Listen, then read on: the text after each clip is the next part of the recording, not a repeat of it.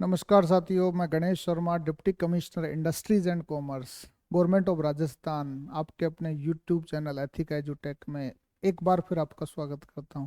साथियों, एक सीरीज हम लेकर आ रहे हैं जिसमें हमने आपको बताया कि पहले जब हमने आर एस 2021 के रिजल्ट के बाद का वीडियो आपने देखा होगा, वो आपको बहुत पसंद आ रहा होगा।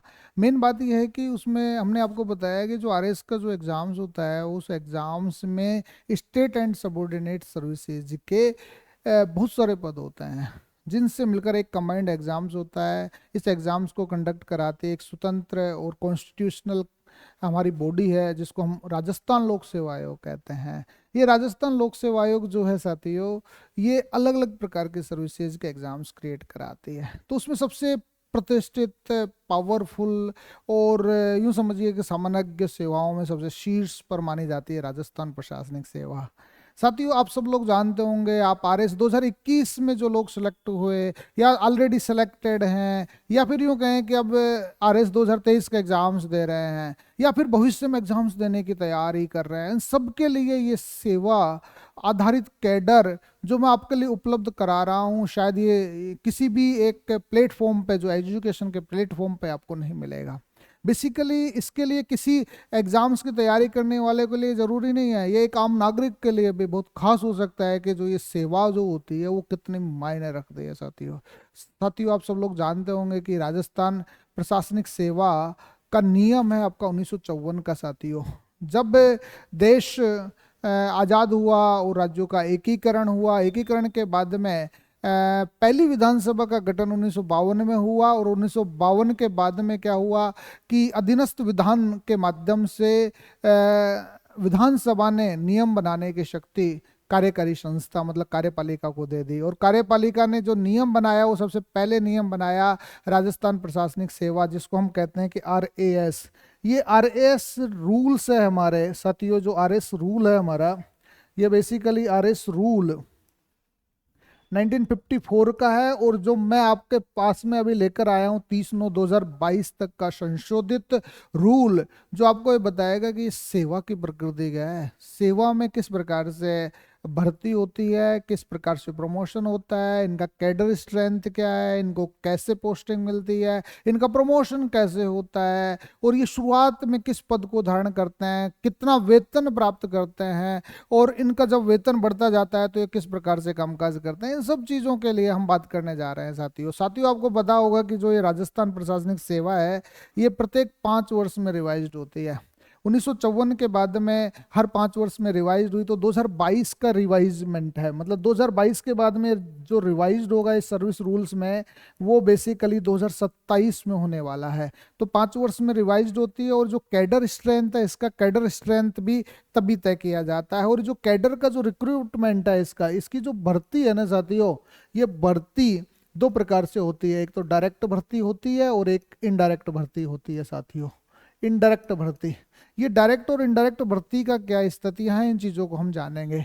बेसिकली हम बात करें कि आगे के जो हमारे पेजेज हैं उसमें कैडर स्ट्रेंथ इसका 1050 बता रखा है। साथियों, 1050 है। 1050 में से हम बात करें कि total cadre strength R A S services का कैडर स्ट्रेंथ 2022 में 1050 बताया गया है। 1050 की हम बात करें तो 2021 में हमें 75 आर ए एस मिलने वाले हैं। साथियों, 75 पदों के लिए भर्ती निकली है, तो इसलिए 75 आर ए एस हमें मिलने वाले हैं 2021 में। और 2023 की हम बात करें तो 2023 में हमें 67 आर ए एस मिलने वाले हैं। साथियों, 67। और 67 की हम बात करें तो इसका जो कैडर रिव्यू होता है साथियों, वो कैडर रिव्यू बेसिकली यूं कहें कि डायरेक्ट भर्ती से तो 67% लोगों को लिया जाता है, और 33% लोगों को इनडायरेक्ट भर्ती से लिया जाता है। और इसमें इनडायरेक्ट भर्ती में भी ये बताया गया है कि जो राजस्थान तहसीलदार सर्विसेज से जुड़े हुए लोग हैं, आरटीएस, उनको लिया जाता है। 5% स्पेशल भर्ती कभी कभार खेल कोटे से या कोई एक्स्ट्रा ऑर्डिनरी वर्क करने वाले लोगों के लिए आरक्षित कर दिया जाता है। 5% से ज्यादा नहीं होता। जैसे हम आर एस 2023 की बात करें साथियों, आर एस 2023 में आसानी से आपको समझ में आ जाएगा कि 67 पोस्टों के लिए भर्ती निकली है। मात्र जो आप देख रहे हो उनके 1000 प्लस आवेदन भरे गए, 1000 पदों के लिए भर्ती निकली। आरएस की भर्ती बेसिकली 67 पदों के लिए निकली है, और 67 पदों में से 67 तो हो गए आपके डायरेक्ट भरे जाएंगे, और 33 पद हैं हमारे वो इनडायरेक्ट, मतलब तहसीलदार सर्विसेज से आरएस बनाए जाएंगे। इस प्रकार से कॉमन चीजें हो गई, ये चीज आपको समझ में आ गई होगी। तो कुल मिलाकर हम बात करें कि जिसमें कैडर स्ट्रेंथ की बात करें तो कैडर स्ट्रेंथ हमारा 1050 का है साथियों। आरएस का जो मतलब आरएएस नामक सेवा जो विभिन्न प्रकार के पदों को धारण करती है, उन चीजों पर हम बात करेंगे। तो 1050 में से हम बात करें कि 728 तो आपके किसके हैं, 728 पद तो आपके जो डायरेक्ट भर्ती हुए हैं, जो डायरेक्ट भर्ती हुए हैं आरएस अब तक, उनका कैडर है जो अभी सेवा में है। और 322 आपके जो प्रमोशन से भरे गए हैं, ये 322। तो कुल मिलाकर 1050 पद हमारे राजस्थान प्रशासनिक सेवा नियम 1954 में आते हैं। साथियों आपको पता होगा कि इनका प्रतिवर्ष रिक्तियों की संख्या के बारे में 1 अप्रैल को कार्मिक विभाग जारी करता है कि कितनी पोस्ट वैकेंट हो गई है। एक वित्त वर्ष जब समाप्ति हो जाती है 1 अप्रैल से 31 मार्च को, तो 1 अप्रैल को सबसे पहले इनकी वैकेंसीज के बारे में आता है। आपने सुना होगा कि बजट में सरकार इसी आधार पे भर्ती निकालती है, और भर्ती निकाल के वो बताते हैं। इसी तरीके से आरएस की जो वैकेंसीज हैं वो हमें पता लगती है 1 अप्रैल को कितने पद खाली हैं। दूसरा हम बात करें कि जो आरएस में जो लोग आ रहे हैं वो किस प्रकार से आते हैं, किस तरीके से आते हैं। तो सबसे पहले हम बात करें कि आरएस में जब व्यक्ति का सिलेक्शन हो जाता है, तो सिलेक्शन का मैंने 3 आधार बताए थे आपको। आरएएस बनने के आधार, आरएएस सेवा आप कब चूज करेंगे, आपको कब मिलेगी, उसकी पहली आधार तो आपकी रैंक कौन सी है, दूसरी आपकी ये बताएगी आपकी वरीयता कौन सी है, और तीसरा आपका बताएगा आप किस कैटेगरी से बिलोंग करते हैं। जिस रेस्पेक्टिव कैटेगरी में आप आते हैं तो आप राजस्थान एडमिनिस्ट्रेटिव सर्विसेज के इससे बन सकते हो, एक प्रतिष्ठित सेवा के, एक पावरफुल सेवा के आप इससे बन सकते हो। और ये इससे बनना ही नहीं है साथियों, ये सेवा है। कोई कहता है नहीं कि साहब ये नौकरी है, नौकरी नहीं है साथियों, ये सेवा है। राज्य सेवा की सबसे प्रतिष्ठित सेवा है जिसको किसी भी विभाग में कहीं भी लगाया जा सकता है। तो आप ये जानना चाहेंगे कि इसका जो सिस्टम है वो कैसे होता है, इनको शुरुआत में वेतन कितना मिलता है। जैसा कि हमने इसमें बता रखा है आपको कि 5400 ग्रेड पे होती है इसकी, जिसको हम L14 कहते हैं। आप जब आवेदन कर रहे होते हैं, जब आप डिटेल्ड एप्लीकेशन फॉर्म भर रहे होते हैं, तो उसमें सबसे बड़ी प्रतिष्ठित सेवा L14 मानी जाती है। और इसको अभी फिलहाल 39,300 रुपये जब आप ट्रेनिंग करते हैं तो 2 साल के लिए फिक्स कर रखा है। आपकी इसकी 2 साल की ट्रेनिंग होती है, जिसके बारे में भी हम बात करेंगे। तो सबसे बड़ी बात यह है कि ये चीज़ें आपकी हो गई है। दूसरी हम बात करें कि इसमें 4 प्रकार की स्केल होती है आपकी। एक तो सबसे जूनियर स्केल होती है जो शुरुआत में भर्ती आती है, फिर दूसरी सीनियर स्केल होती है, फिर आपकी सिलेक्शन स्केल होती है, फिर सुपर टाइम स्केल होती है, फिर हायर सुपर टाइम स्केल होती है। साथियों आपको पता होगा कि जो L14 हम कह रहे हैं, ये L14 कि 399 पोस्ट है। अभी फिलहाल यूं कहें कि आरएस में 1050 में से शुरुआत जो कैडर है हमारा L14 का, जिसको जूनियर स्केल का कैडर बोलते हैं, ये वेतन के आधार पे कैडर बना रखा है।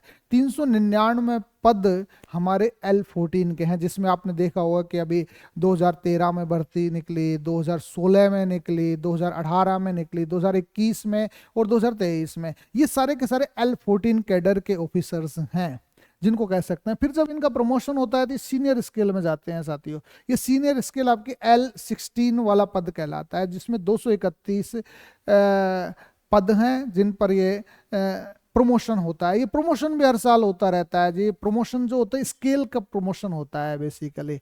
इसमें आपका junior scale, senior scale, selection scale, ये सिलेक्शन स्केल का कैडर है साथियों। ये सिलेक्शन स्केल क्या होता है, आपका 210 है इसमें, और ये 7600 ग्रेड पे है। फिर आपका सुपर टाइम स्केल आपका 178 पोस्टों के लिए है, और फिर आपका हायर सुपर टाइम स्केल आपका 32 पोस्टों के लिए है। तो सबसे पहले बात करें साथियों, इसमें जो आपकी हम बात कर सकते हैं, कैसे कर सकते हैं। बेसिकली जो जूनियर स्केल होता है वो इनिशियल स्टेज होता है। इनिशियल स्टेज, यदि आप आरएस बनते हैं तो आप जूनियर स्केल में बनते हैं, और इनिशियल स्टेज के बाद में जब आप 10 साल की सर्विसेज पूरी कर चुके होते हैं 10 वर्ष की सेवा आप पूरी कर चुके होते हैं तो इसको सीनियर स्केल कहा जाता है। मतलब शुरुआत जब आप करेंगे तो उसमें आप कौन सा पद धारण करेंगे, इन सब चीज़ों के बारे में बताएंगे।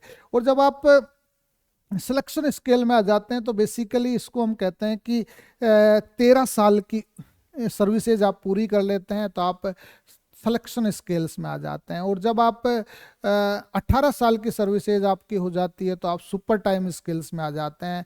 और 18+ के बाद में आप हायर सुपर टाइम स्केल्स में बेसिकली 25 साल की सर्विसेज करने के बाद में आते हैं, 25 वर्ष की सेवा करने के बाद में आते हैं। तो हम इन चीज़ों के जानेंगे कि आप जब 25 साल की सेवा कर चुके हों, जब आप 18 साल की सफल सेवा कर चुके हों तो कौन सा पद धारण करेंगे, किस प्रकार से पद धारण किया जाता है, इन सब चीज़ों के बारे में हम बात करेंगे। और इनका जो कैडर रिव्यू है वो किस प्रकार से बनता है, इन चीज़ों की भी हम बात करेंगे। और हायर सुपर टाइम्स पोस्ट की हम बात करेंगे। बेसिकली आप लोग समझते होंगे, थोड़ा सा मैं आपको जानकारी के लिए बताऊं कि जो सर्विसेज है हमारे राजस्थान सर्विस रूल का जो अपेंडिक्स ए है साथियों, उस अपेंडिक्स ए में ये बताया गया है कि जो पोस्ट का हमने क्लास, पोस्ट की श्रेणियां बना रखी है, जो क्लास ए से क्लास ई तक श्रेणी मानी जाती है। बेसिकली स्पेशल क्लास हमने मिनिस्टर्स की बनाई है। ये जो मिनिस्टर साहब हैं, ये मिनिस्टर बेसिकली कोई क्लास में नहीं आते, लेकिन जब कार्यपालिका में आ जाते हैं तो इनकी स्पेशल क्लास है। बाकी क्लास ए से लेकर क्लास ई की पोस्ट है। हम सबसे बड़ी बात करें कि जैसे आप प्रशासनिक सेवाओं की क्लास है साथियों, एडमिनिस्ट्रेटिव क्लास है ये, जो क्लास ई में नायब तहसीलदार माना गया है। जब शुरुआत में जब आप आरएस का एग्जाम्स देते हैं तो आरएस में एक Rajasthan administrative service subordinate services है, मतलब राजस्थान राज्य प्रशासनिक अधीनस्थ सेवा।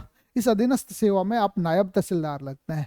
नायब तहसीलदार आपके 3 से 5 साल की सर्विसेज जब पूरी हो जाती है तो आप तहसीलदार लगते हैं, जिसको तहसीलदार को ग्रुप डी मतलब क्लास डी पोस्ट माना गया है, क्लास डी पोस्ट माना गया है। और क्लास सी पोस्ट में आपके बेसिकली असिस्टेंट कलेक्टर हैं, ACEM है, आपके आपके क्लास 1 मजिस्ट्रेट मतलब SDM है। और दूसरे डिपार्टमेंट्स हैं, उस दूसरे डिपार्टमेंट्स में जो हेड ऑफ डिपार्टमेंट्स का सेकंड ऑफिसर मतलब HOD का जस्ट जूनियर आपका क्लास सी पोस्टों में आता है। मतलब आप ACEM मान लीजिए, आप SDM मान लीजिए, आप ADM मान लीजिए, ये सारे के सारे व्यक्ति किस में आते हैं, क्लास सी पोस्ट्स के अंतर्गत आते हैं। दूसरा हम क्लास बी पोस्ट की हम बात करें, क्लास बी की भी 2 पोस्ट बनाई गई है, जिसमें हम क्लास बी सेकंड की पोस्ट की बात करें तो डिप्टी सेक्रेटरी, जो गवर्नमेंट ऑफ राजस्थान में हर विभाग में डिप्टी सेक्रेटरी ग्रुप्स में लगते हैं साथियों, ये डिप्टी सेक्रेटरी क्लास बी की पोस्ट होती है।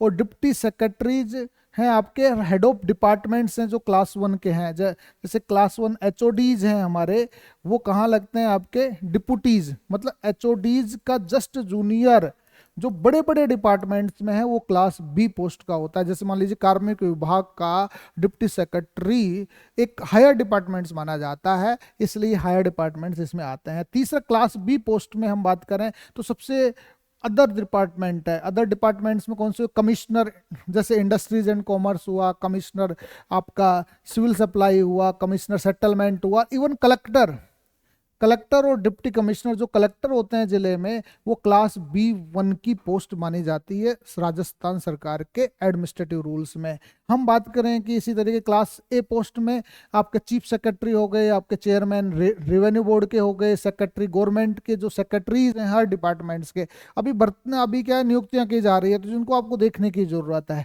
दूसरा रजिस्ट्रार कोऑपरेटिव हुआ, डायरेक्टर लोकल बॉडीज हुए, ये सारे क्लास B1 पोस्ट है। और कमिश्नर डिविजनल कमिश्नर हुए, आपके रेवेन्यू कमिश्नर हुए, आपके जो मेजर हेड डिपार्टमेंट्स हैं HODs वो हुए, कस्टम एंड एक्साइज के, ये क्लास ए पोस्ट है। इन सब चीज़ों के बारे में आप जान गए होंगे जिनके बारे में हम बात कर रहे हैं। तो सबसे बड़ी हम बात करने जा रहे हैं साथियों, 3 बातों की हम बात कर रहे हैं इसमें। सबसे बड़ी बात करें कि आपका जो RAS होता है, जिसको हम राजस्थान प्रशासनिक सेवा कहते हैं, ये राजस्थान प्रशासनिक सेवा आपके लिए बहुत मददगार साबित होगा और आपको एक जानने समझने का नजरिया बदल देगा। नजरिया यह है कि आप यदि RAS सेवा में सेलेक्ट हो जाते हैं, RAS सेवा में चयन आपका कौन करेगा, कार्मिक विभाग करेगा साथियों। कार्मिक विभाग आपका आरएस में चयन करेगा कि आप आरएस सिलेक्ट होंगे कि नहीं होंगे। आरपीएससी केवल रिकमेंड करता है साथियों, आरपीएससी आरएस आरपीएस नहीं बनाता, क्योंकि वो एक संवैधानिक संस्था है। इस बात को आप जान गए होंगे। ये तो आपका पहला बात हुई। दूसरी बात ये क्या हुआ कि जब आप चयन में जाएंगे तो आप 2 वर्ष तक आपको क्या करना है, एक निर्धारित वेतन प्राप्त करना है साथियों। निर्धारित वेतन, जो निर्धारित वेतन जो मिलेगा इसमें आपको आपको मिलेगा 39,300 रुपये साथियों। 39,300 रुपये आपको क्या मिलेगा, 2 साल तक आपको 39,300 रुपये मासिक वेतन आपको दिया जाएगा साथियों। मासिक वेतन आपको दिया जाता है, मासिक वेतन ये 39,300 रुपये होंगे। फिर आप 2 वर्ष तक प्रोबेशनर काम करेंगे, प्रोबेशनर ट्रेनी के रूप में काम करेंगे, प्रोबेशनर ट्रेनी के रूप में। ये हमारा सिस्टम चलेगा, जिसमें 1 वर्ष की तो आप ट्रेनिंग लेंगे। 1 वर्ष की ट्रेनिंग होगी आपकी, कहाँ पर होगी, ओटीएस में होगी आपकी, ओटीएस में होगी, या आरआरटीआई है हमारा, राजस्थान रिवेन्यू ट्रेनिंग इंस्टीट्यूट से आपका, Rajasthan revenue research training institute है अजमेर में। ओटीएस में आरआरटीआई में आपकी 1 वर्ष की ट्रेनिंग होगी, और 1 वर्ष आपको इसमें फील्ड ट्रेनिंग कराई जाएगी साथियों। फील्ड ट्रेनिंग, जब आप फील्ड ट्रेनिंग करेंगे तो आपको जो शुरुआती पोस्ट है आपको क्या दी जाएगी, जनरली इसमें शुरुआती पोस्ट के रूप में कहीं तो तहसीलदार आपको लगा देते हैं, तहसीलदार के रूप में आप ट्रेनिंग ले रहे होते हैं। कहीं एसीईएम लगा देते हैं आपको, assistant collector and executive magistrate. कहीं किसी विभाग में आपको अटैच्ड कर देते हैं, अटैच्ड कर देते हैं, कोई पद नहीं देते और अटैच्ड कर दिए कि भाई ये प्रशिक्षु जिला कलेक्टर के अधीन रहकर प्रशिक्षण करेंगे। इस प्रकार की 1 वर्ष की आपकी ट्रेनिंग होगी। जब आप 2 वर्ष की सेवा कर चुके होते हैं, तीसरा नंबर का ये हो गया आपका। चौथा नंबर का हम बात करें इसमें साथियों कि चौथे नंबर की क्या स्थिति होगी। जब आप 2 वर्ष की ट्रेनिंग हो गई, 2 वर्ष के बाद, 2 वर्ष के बाद में आपका पे फिक्सेशन होता है। एक तो आपका प्रशिक्षण समाप्त हो जाता है, प्रशिक्षण समाप्त। दूसरा हो गया आपका प्रशिक्षण के बाद में वेतन निर्धारण होता है आपका, वेतन निर्धारण। ये वेतन निर्धारण आपको जूनियर स्केल प्रदान करता है साथियों, जूनियर स्केल, जूनियर स्केल प्रदान करता है। ये जूनियर स्केल आपका यूँ समझिए कि L14 में होता है आपका, L14 में। और जब L14 में आप जाते हैं तो L14 में आपको लगभग 85,000 से 90,000 रुपये वेतन प्राप्त होता है, वेतन प्राप्त होना। ये आप L14 में जूनियर स्केल्स में रहते हुए प्राप्त करते हैं। और अन्य सुविधाएं आपको मिलती है, कार गाड़ी बंगला, जो सारी चीज़ें वो अलाइड चीज़ें, आपका हाउस रेंट वगैरह, जूनियर स्केल हो गया। जूनियर स्केल्स में आपके जो पोस्ट आप धारण करते हैं, होते तो आप आरएएस हैं, लेकिन जो शुरुआती पोस्ट होती है साथियों, इसको एसडीएम बोलते हैं। आप सब डिविजनल मैजिस्ट्रेट नामक पद धारण करते हैं। मतलब जूनियर स्केल्स में इनिशियल स्टेज में 2 साल के बाद में आप क्या पोस्ट धारण करते हैं, आप एसडीएम की पद धारण करते हैं। एसडीएम आप बन गए। एसडीएम के बाद में क्या स्थिति बनती है, आपको अलग अलग विभागों में अलग अलग प्रकार से आपको नियुक्त कर दिया जाता है। जैसे हम करें कि इसमें head of deputy head of departments, आप एसडीएम के बाद में क्या लगते हैं, एसडीएम के बाद में आप सीधे ही असिस्टेंट कलेक्टर एंड नाजीम लग जाते हैं। ये 2 वर्ष आपने एसीईएम रह लिए, assistant collector and executive magistrate, उसके बाद में सीधे एसडीएम लगे। एसडीएम के बाद में 10 वर्ष की आप सेवा कर लेते हैं तो आप सीनियर स्केल में आ जाते हैं, सीनियर स्केल में आ जाते हैं। ये 10 वर्ष बाद, 10 वर्ष सेवा होने पर किया जाता है। और आप L16 में आ जाते हैं, और L16 का मतलब ये होता है आपको आरएस की सीनियर पोस्ट दे दी जाती है। आरएस की सीनियर पोस्ट हम कौन सी कहें, जैसे मान लीजिए आप एडीएम बन सकते हैं, सामान्य भाषा में आपको एडीएम मान लिया हमने 10 साल के बाद में। एडीएम के बाद में आप रिवेन्यू अपीलेट अथॉरिटी आप बन सकते हैं, आप सेटलमेंट ऑफिसर बन सकते हैं, सेटलमेंट ऑफिसर आप बन सकते हैं, आप यूआईटीज में डिप्टी सेक्रेटरी आप लग सकते हैं, डिप्टी सेक्रेटरी यूआईटी में लग सकते हैं, आप कमिश्नर नगर परिषद बन सकते हैं, नगर परिषद बन सकते हैं, आप deputy director DD respective department, जो भी कोई डिपार्टमेंट्स होंगे वहां पे आप डिप्टी डायरेक्टर की पोस्ट धारण कर सकते हैं। तो ये पोस्ट आपकी इसमें आ जाती है साथियों। अब इसमें आ जाती है तो मान लो आप सरकार में जाना चाहते हो, तो सरकार में जाना चाहते हो तो आप कौन सी पोस्ट धारण करेंगे, इसको हमें देखना है। एडीएम रैंक के बाद में आप क्या करते हैं कि सीनियर स्केल के बाद में, सीनियर स्केल के बाद में आपकी क्या रैंक बनती है, इन चीज़ों को हमें देखना है। जब आप जूनियर स्केल हो गई आपकी, जूनियर स्केल, फिर हम बात करें सीनियर स्केल आपकी हो गई, सीनियर स्केल ये आपकी 10 वर्ष की हुई, ये आपकी इनिशियल हुई। अब हम तीसरे नंबर पे हम बात करें कि तीसरे नंबर पे जब आप किस में जाते हैं, आप सीनियर स्केल के बाद में सिलेक्शन स्केल में जाते हैं, सिलेक्शन स्केल में। ये सिलेक्शन स्केल आपकी 13 वर्ष की सेवा को बताती है साथियों। 13 वर्ष का मतलब आप 7600 ग्रेड पे में आ जाएंगे, 7600 ग्रेड पे। और ये आपकी हो गई 6600 ग्रेड पे जिसको हम कहते हैं, ये आपकी हो गई 5400 ग्रेड पे। और यहाँ आप 85-90 हज़ार रुपये मान लो आपको प्राप्त हो रहे थे, यहाँ आपको मिलेंगे 1,10,000 रुपये, 1,10,000 रुपये के आसपास मिलेंगे। और यदि 7600 में चले जाते हैं तो आप 1,40,000 शुरुआत में आप वेतन प्राप्त करेंगे इसमें। अब 1,40,000 के बाद में क्या स्थिति बनती है साथियों, हम बात करें चौथे नंबर पे सिलेक्शन के बाद में आप 18 साल की सर्विसेज कर देते हो तो कौन सी स्केल में पहुंच जाते हैं आप, सुपर टाइम स्केल्स में पहुंच जाते हैं, सुपर टाइम स्केल में। ये सुपर टाइम स्केल होती है।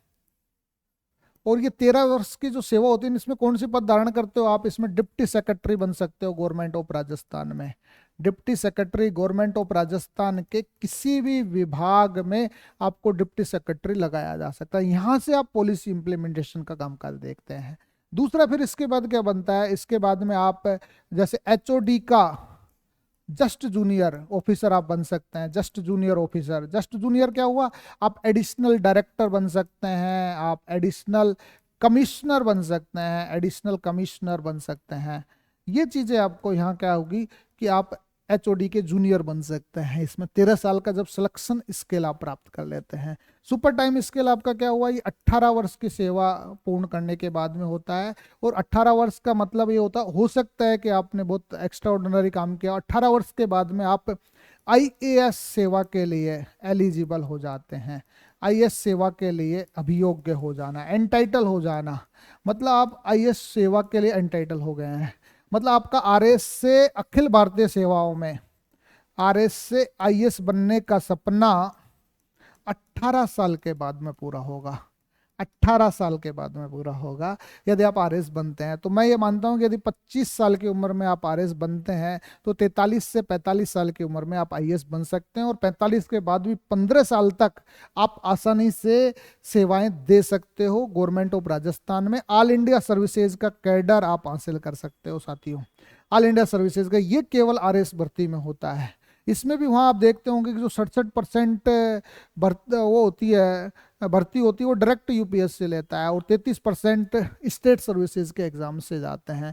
तो जब आप 18 साल की सर्विसेज कर लिए तो आप कलेक्टर बन सकते हैं, आप छोटे डिपार्टमेंट्स में डायरेक्टर या कमिश्नर बन सकते हैं, कमिश्नर बन सकते हैं, आप जॉइंट सेक्रेटरी बन सकते हैं, जॉइंट सेक्रेटरी बन सकते हैं। ये चीज़ें आपके यहाँ आ जाती है साथियों।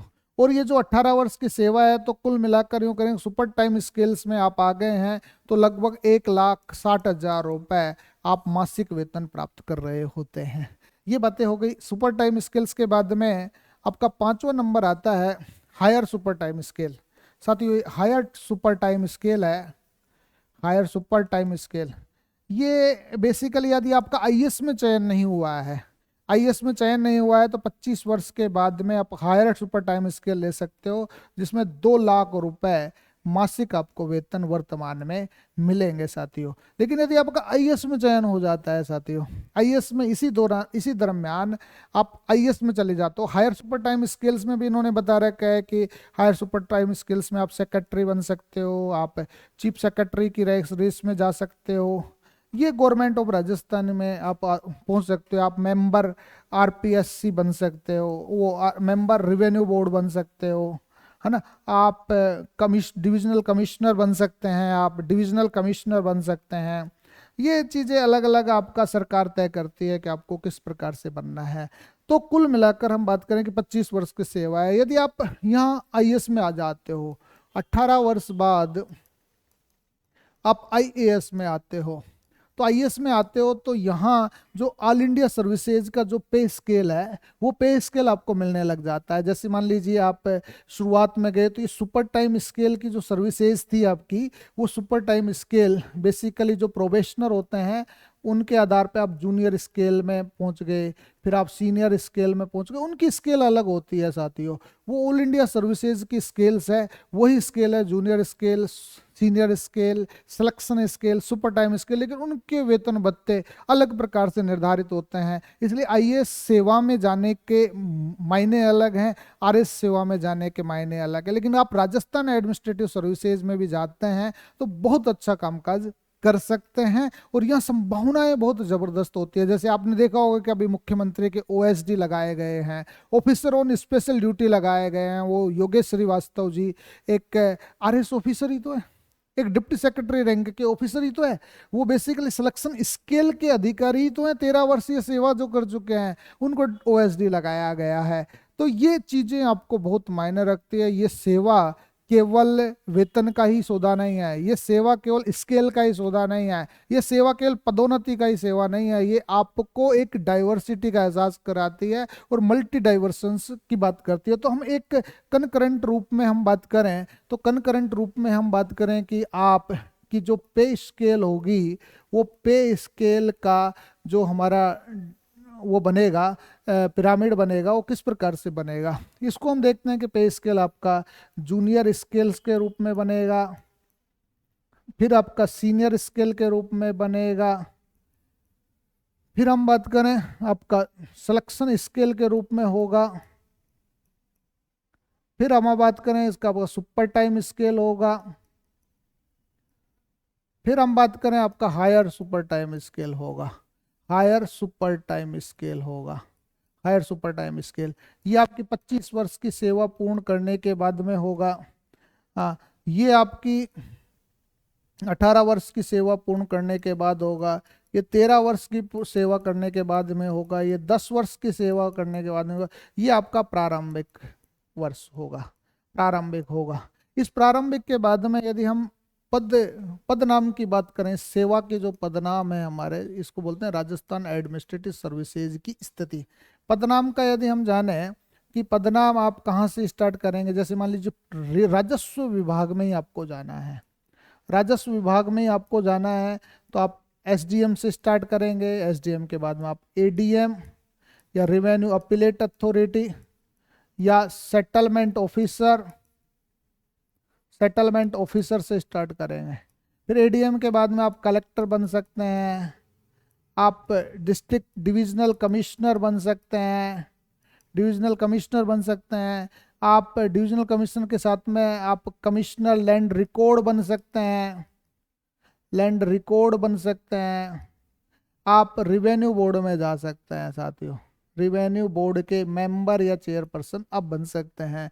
ये हमारा आरएस का कैडर बनता है साथियों। आप दूसरे डिपार्टमेंट्स की बात करें, मान लीजिए आपको शासन में जाना है, आपको है ना, ये राजस्व विभाग हो गया, आपको सचिवालय में जाना है। शासन सचिवालय का कैडर कहाँ से स्टार्ट होता है साथियों? शासन सचिवालय की हम बात करें कि एक जो सीनियर और जूनियर आरएस होता है उसको असिस्टेंट सेक्रेटरी लगाया जाता है, असिस्टेंट सेक्रेटरी। जब वो प्रमोशन हो जाता है तो डिप्टी सेक्रेटरी लग सकता है। जब उसका और सेवाएं होगी तो वो जॉइंट सेक्रेटरी लग जाएगा, जॉइंट सेक्रेटरी। फिर वो एडिशनल सेक्रेटरी बनाया जाएगा, एडिशनल सेक्रेटरी। फिर वो सेक्रेटरी बनाया जाएगा, वो प्रिंसिपल सेक्रेटरी बनाया जाएगा, है ना। और चीफ सेक्रेटरी तक तो या एडिशनल चीफ सेक्रेटरी तक ये लोग नहीं पहुंचते हैं। तो ये एक ड्रॉबैक्स भी इस सेवा का है। तो कुल मिलाकर ये सेवा आपकी एक मल्टी डायनामिक सेवा है, और आपको ये सेवा ज्वाइन करते हैं तो आपको पता होना चाहिए किस प्रकार से इस सेवा में भर्ती होती है, किस प्रकार से चयन होता है, कैसे वेतन मिलते हैं, क्या हमारा स्टेटस होता है, कैसे लगा आपको ये सेवाओं का वरीयता क्रम, सेवाओं की स्थिति जरूर बताइएगा, ताकि हम दूसरी सेवाओं पर भी आपके कमेंट्स का इंतजार करने के बाद दुगने जोश के साथ में तैयारी कर सके। नमस्कार।